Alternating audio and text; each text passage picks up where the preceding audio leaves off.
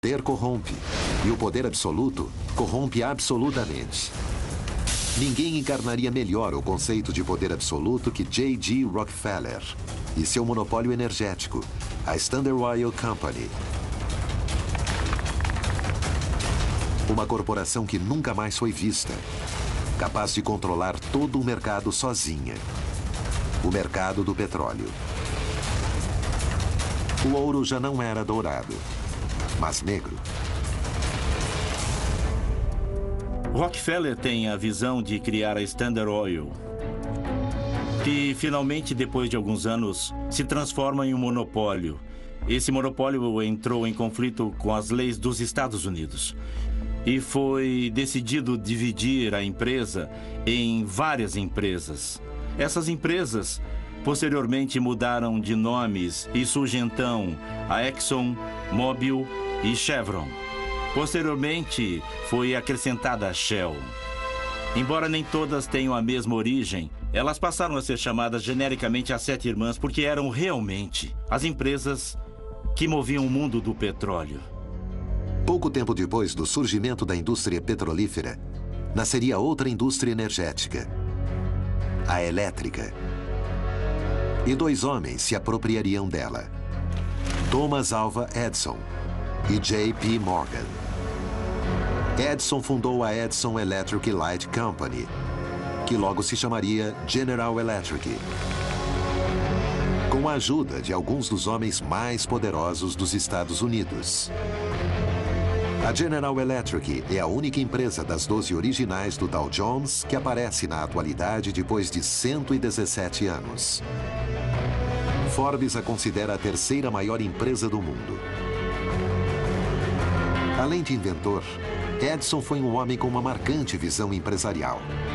E as ideias de Tesla bateriam de frente contra a dele e, sobretudo, contra a ideologia de Morgan.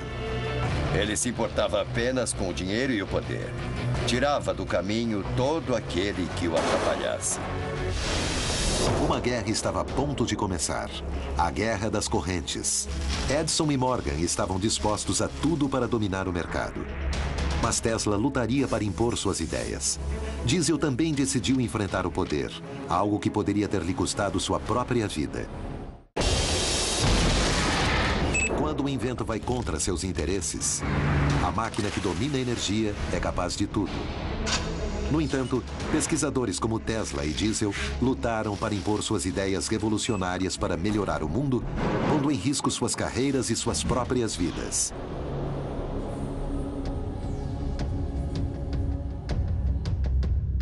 A história nos tem mostrado como foram formados grupos de interesses ao redor de tudo aquilo que é um recurso, como o petróleo e a eletricidade. Há muitos motivos pelos quais é muito difícil progredir no que se chama pesquisa e desenvolvimento. Os desentendimentos entre Edison e Tesla constituíram um claro exemplo das dificuldades que os inventores podem chegar a sofrer. A relação entre eles se torna muito difícil quando Tesla cria o sistema de corrente alternada.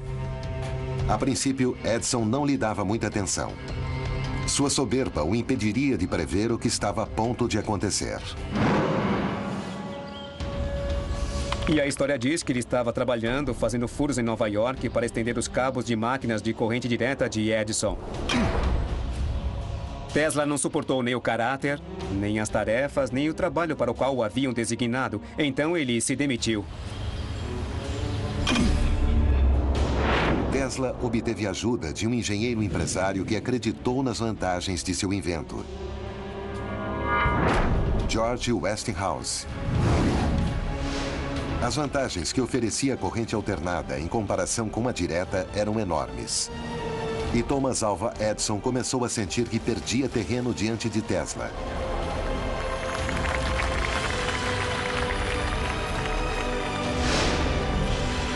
Então começou a criar publicidade negativa sobre o invento de seu rival, executando animais em público para difamar a corrente alternada. O que Edison fazia era terrivelmente diabólico. Ele eletrocutava animais ao vivo, em público, assim como uma espécie de circo. Apesar de tudo, Tesla e seu aliado Westinghouse ganhariam finalmente a guerra quando obtiveram o contrato para pôr os geradores nas cataratas do Niágara.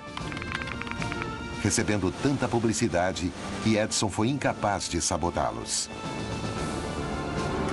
Conta-se que, até 1910, 1912, o Comitê de Prêmio Nobel de Física havia postulado a Edison e a Tesla para o Prêmio Nobel de Física. O que se diz é que nenhum dos dois aceitou dividir o Prêmio Nobel e a decisão foi, então, para nenhum dos dois. Tesla ainda teria que lidar com um inimigo muito mais poderoso. J.P. Morgan. Rudolf Diesel também se chocaria com os interesses de duas indústrias gigantescas, a petrolífera e a militar. Havia nascido na França, havia passado a infância na França, foi mandado aos 12, 14 anos para a Alemanha. Então ele não estava casado com uma nação. Ele poderia aceitar a proposta da Inglaterra ou da França, que lhe ofereciam implementar seus motores em submarinos, e os alemães queriam adiantar-se a isso. O motor de diesel não só era muito mais eficiente energeticamente que o resto dos motores de sua época. Tinha a característica que podia funcionar com um combustível que podia ser obtido de vegetais.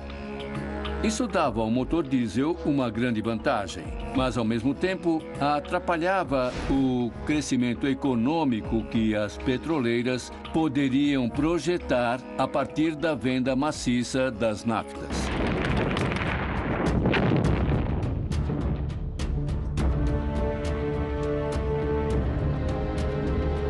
A Primeira Grande Guerra estava a ponto de ser conflagrada, e os interesses pela produção de motores eficazes para caminhões, tanques e barcos eram prioritários. Quando passaram a utilizar o motor diesel tanto para caminhões quanto para tanques de guerra, os veículos não paravam de funcionar, mesmo que todo o motor ficasse submerso na água. Bastava que a admissão e o escapamento ficassem fora. Os motores de diesel, devido às suas características, eram usados nos temidos submarinos alemães. A arma mais poderosa naquele momento. O inventor ignorava os perigos a que estava a ponto de se expor. O caso diesel é interessante porque mostra de que maneira, apesar das conspirações, finalmente a tecnologia pode terminar por se impor. Apesar de gozar de um gênio excepcional, Tesla, o inventor do século XX, como passou a ser chamado, terminou seus dias ignorado e esquecido.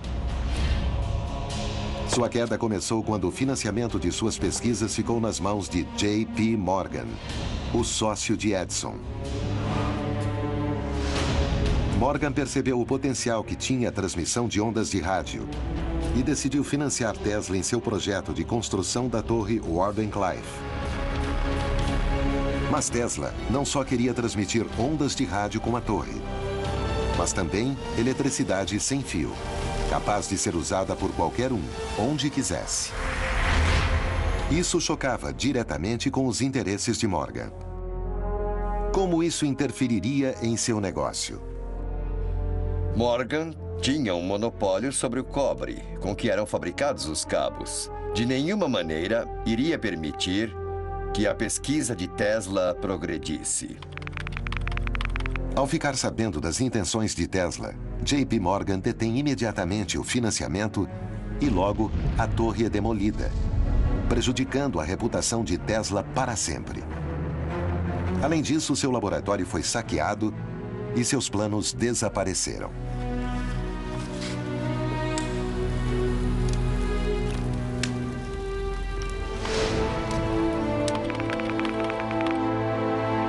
Tesla passou seus últimos anos marginalizado pelo mundo da ciência. Tudo o que ele fazia era alimentar as pombas.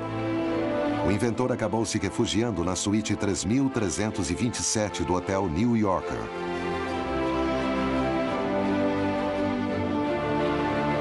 Aos 86 anos de idade, morria na suíte do hotel, completamente sozinho.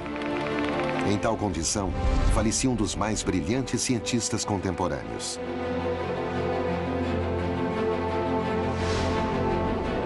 O certo é que para o mundo naquela época, era como se Tesla tivesse morrido há muito tempo.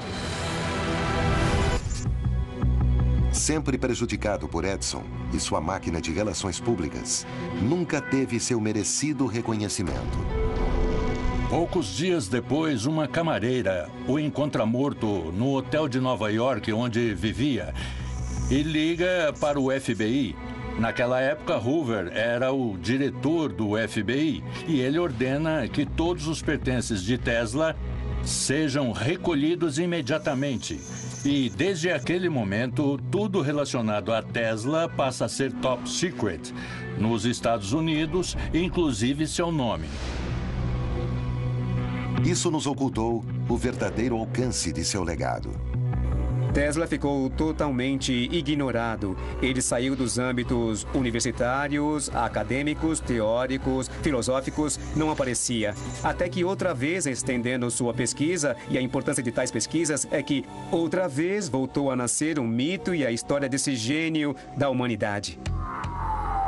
Na era da informação, é cada vez mais fácil ter acesso ao conhecimento. Talvez hoje, o encobrimento não seria tão simples quanto antes.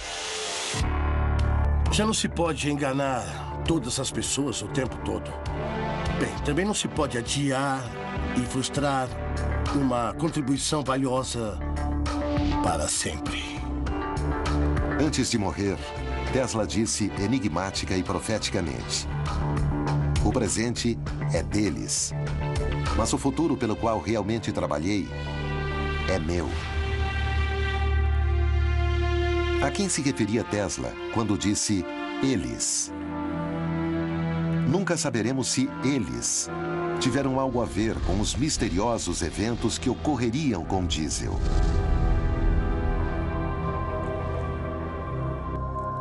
Rudolf Diesel subiu a bordo do vapor Dresden com a intenção de reunir-se com empresários que fabricavam seu motor em Londres. Naquela noite, jantou no restaurante do barco e retirou-se ao seu camarote por volta das 10 da noite, pedindo que o chamassem às 6h15 da manhã do dia seguinte. Pela manhã, Diesel não respondeu. Ninguém da tripulação tinha notícias dele. Dias depois, outra embarcação de origem holandesa encontrou o corpo sem vida de Rudolf Diesel flutuando na embocadura do rio Escalda. Em seguida, disseram que havia sido suicídio, pois se dizia que o cientista tinha problemas financeiros e de depressão. A morte que Diesel sofreu pode ter sido tramada por interesses do petróleo ou talvez por serviços de inteligência alemães ou ingleses. É possível encontrar o motivo de alguns alemães malvados que o queriam morto, com certeza. Que as circunstâncias de sua morte não foram as mais normais. As pessoas costumam morrer na cama.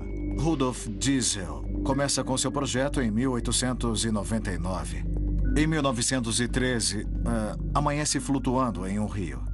Então, não há muito o que pensar, não, dos grandes interesses que existem no petróleo. O certo é que ele desapareceu, mas sua vida não. Qualquer que seja o motivo, Rudolf Diesel não viveu para ver o desenvolvimento de seu engenhoso invento.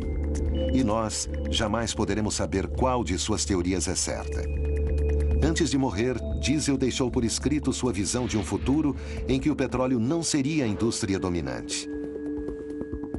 Ele via um futuro com combustíveis alternativos.